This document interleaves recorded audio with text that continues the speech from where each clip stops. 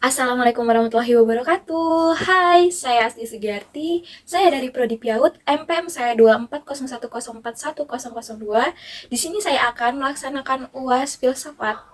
Dosen pengampu Bu Anissa Herlida MPD. Materi sekarang yang saya ambil manusia sebagai makhluk pendidikan.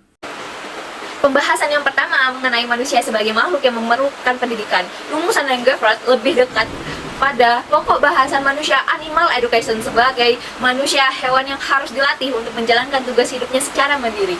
Yang pertama, manusia dapat dididik. Pendidik dan siswa saling melengkapi, menyeimbangkan pendidikan untuk membantu anak menjadi dewasa. Goffard menjelaskan, manusia adalah makhluk sosial. Mereka perlu bergaul dengan orang lain. Manusia mempunyai eksistensi sendiri.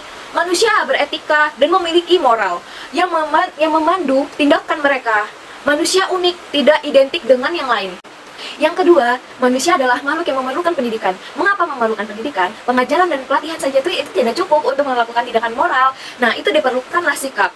Kenapa? Manusia tidak dilahirkan dewasa hingga tidak dapat bertindak semandiri dan bertanggung jawab dalam melaksanakan tugasnya.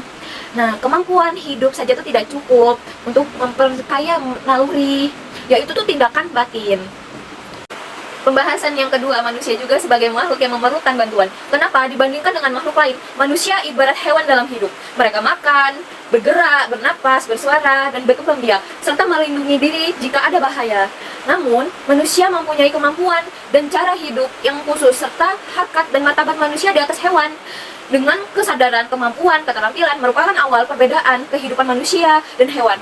Nah, perbedaan secara struktural yang sekecil sekalipun dalam kehidupan, seorang dapat memberikan pengaruh besar terhadap kemampuan karena manusia adalah makhluk yang aktif dan kreatif dalam lingkungan alaminya. Sebagai orang dewasa, orang menunjukkan perbedaan dalam memenuhi kebutuhan dasar seperti makan, tempat tinggal, hubungan sosial, bahasa yang digunakan, perlindungan diri, dan kepedulian terhadap lingkungan. Manusia tidak dilahirkan dengan pekerjaan tertentu, mereka memperolehnya.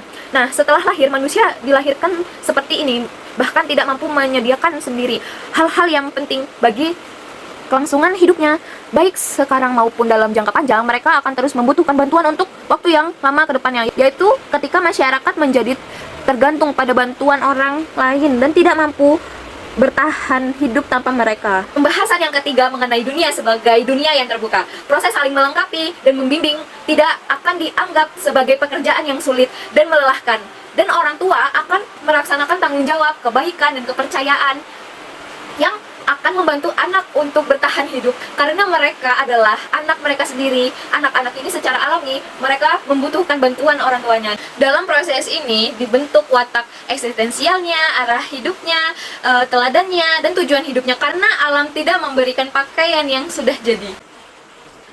Cukup sekian penjelasan dari saya. Jika ada kata yang tidak mengenakan, mohon dimaafkan. Saya akhiri. Wassalamualaikum warahmatullahi wabarakatuh. See you guys. Bye.